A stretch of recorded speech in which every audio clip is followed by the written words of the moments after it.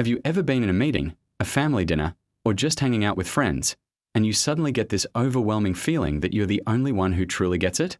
Everyone else is missing the point, seeing things too simply, or just plain wrong. And you have the crystal clear, 360-degree view of the entire situation. It's a lonely feeling, right? But it's also a little intoxicating. Let me tell you about Sarah. Sarah works in a marketing team, and they were brainstorming a campaign for a new product. The team was buzzing with ideas, safe, predictable ideas. But Sarah had a vision.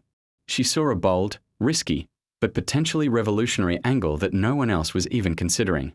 She tried to explain it, but her colleagues just weren't on her wavelength. They'd nod politely, but then go right back to discussing which shade of blue to use for the logo. In her mind, she was Cassandra, screaming a prophecy that no one would heed.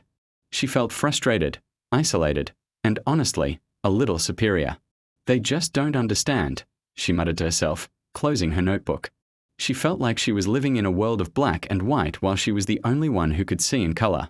That night, she vented to her partner. It's like I'm surrounded by idiots.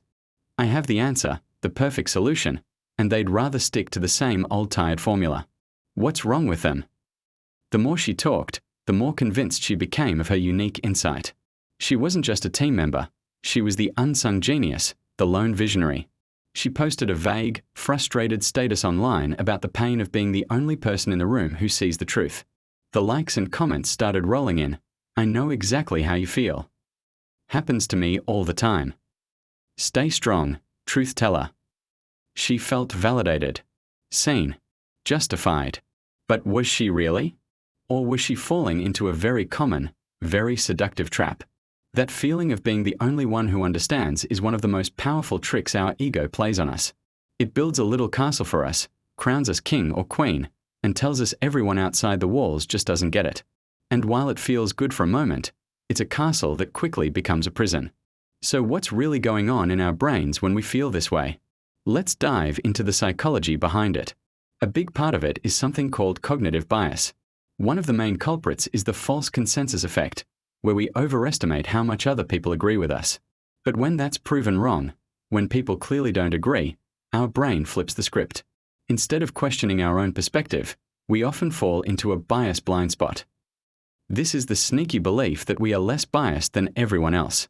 We see their flawed logic, their emotional reasoning, their simplistic views, but we assume our own perspective is pure, objective reality. Then there's the deep, human need for validation. We all want to feel smart, competent, and right. When we believe we have a unique insight that others are missing, it gives us a major ego boost. It makes us feel special. This is often tied to what we could call intellectual vanity. It's not about looking good. It's about thinking you think better than everyone else.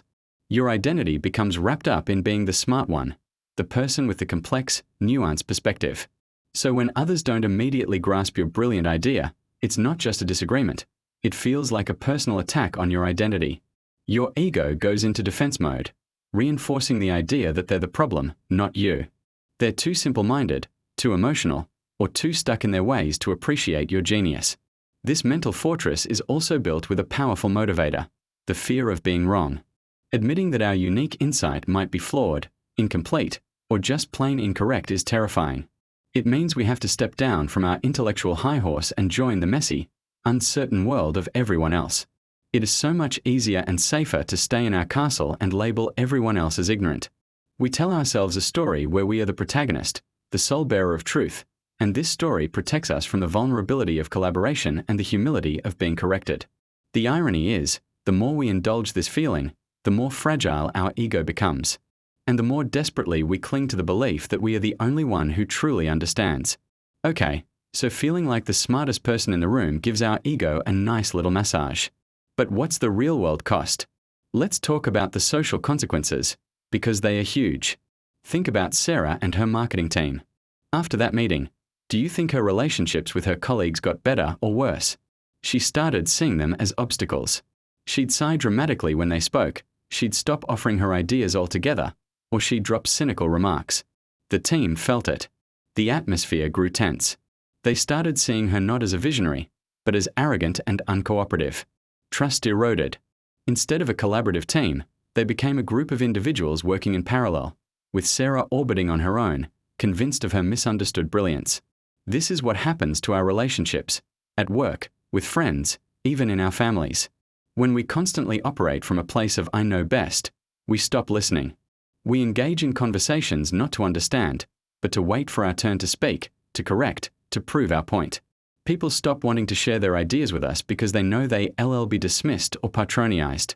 We become the person people avoid having deep conversations with, because it always turns into a lecture. This dynamic kills connection. Genuine human connection is built on reciprocity, on the shared vulnerability of not knowing everything. By positioning ourselves as the all-knowing expert, we put ourselves on a pedestal, but pedestals are lonely places. Beyond our relationships, this mindset completely sabotages our personal growth. If you're the only one who understands, then what is there left to learn? You shut yourself off from new perspectives. That colleague you dismissed as too simple might have a practical insight you completely overlooked.